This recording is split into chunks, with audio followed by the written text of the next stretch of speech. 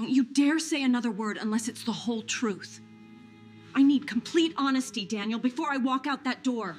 The call came on a Thursday evening.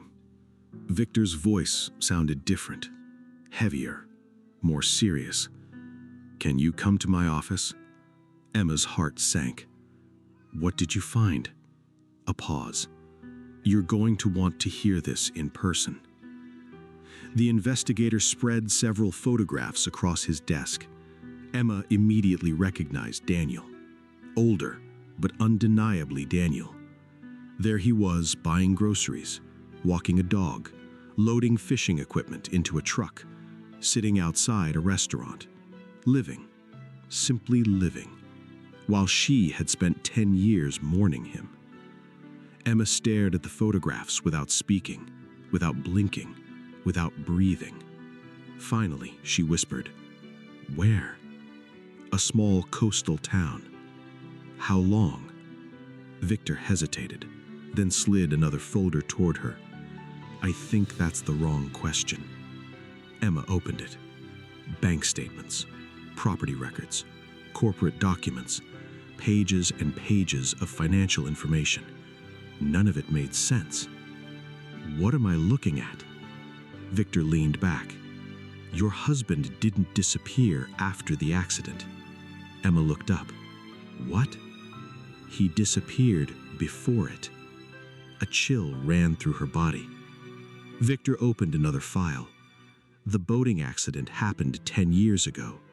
"Yes, but the planning started nearly 2 years before that." Emma felt her stomach drop. "No." "I'm afraid so." He pointed to several transactions, large withdrawals, transfers, shell companies, offshore accounts, money moving through a maze of businesses, millions of dollars, not thousands, millions.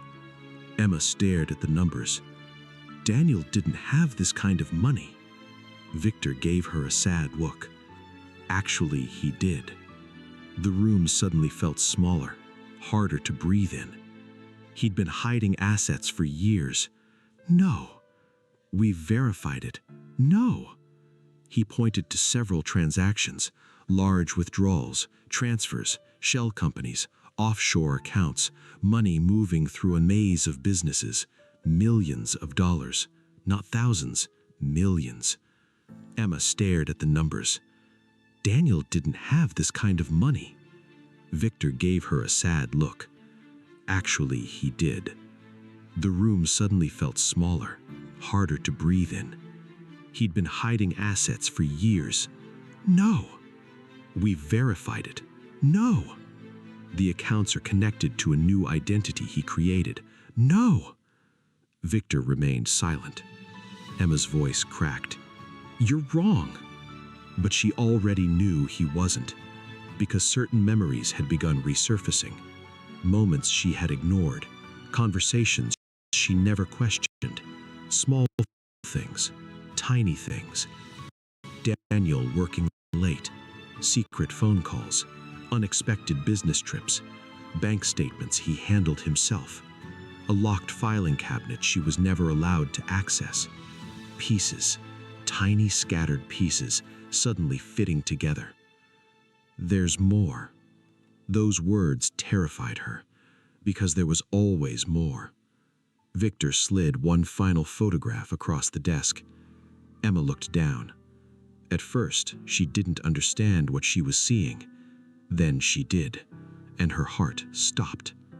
A woman, standing beside Daniel, holding his hand, smiling.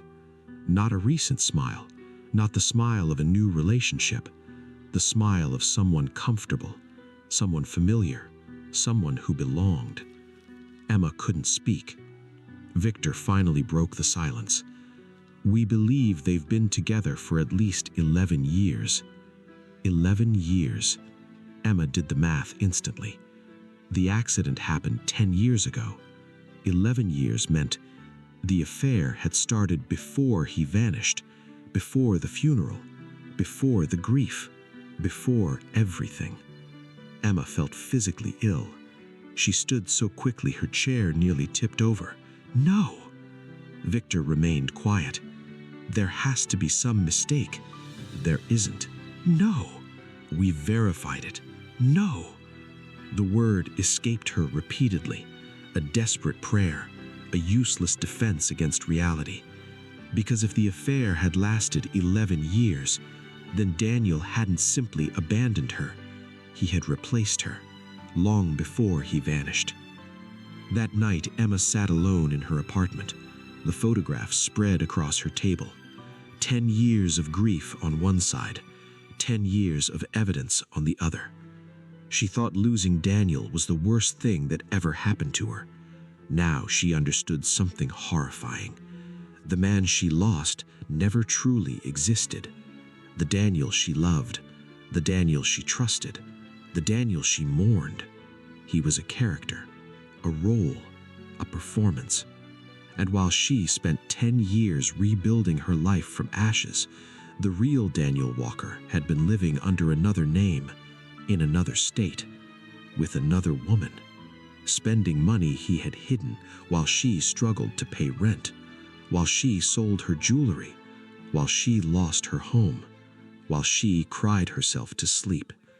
The cruelty of it was almost impossible to comprehend. But the most painful realization came just before dawn. For 10 years, Emma believed she was a widow. The truth was much worse.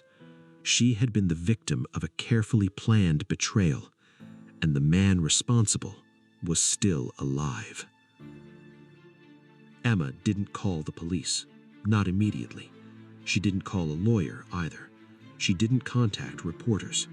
For nearly 10 years, every major event in her life had been dictated by Daniel Walker. His disappearance, his supposed death, the financial devastation that followed, the grief, the loneliness, the rebuilding.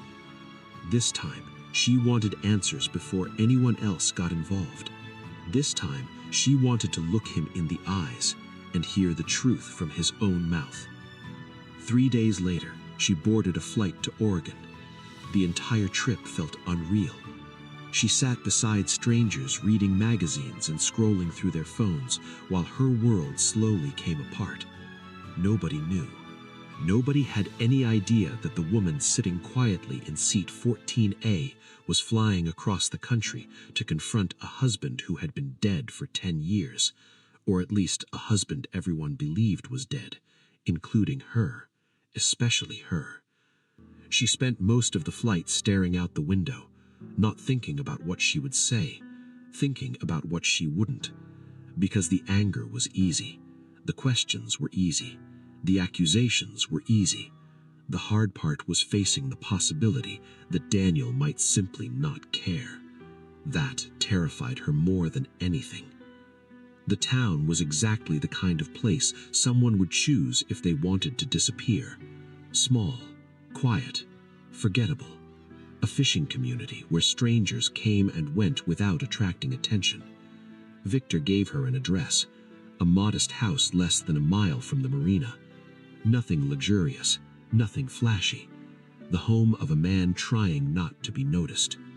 Emma parked across the street and waited for nearly 4 hours. At first, she wondered if she had the wrong house. Then the front door opened, and the world stopped.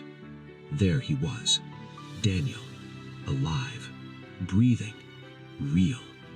10 years older, more gray in his hair, more lines around his eyes, but undeniably Daniel, the man she had buried, the man she had mourned, the man she loved.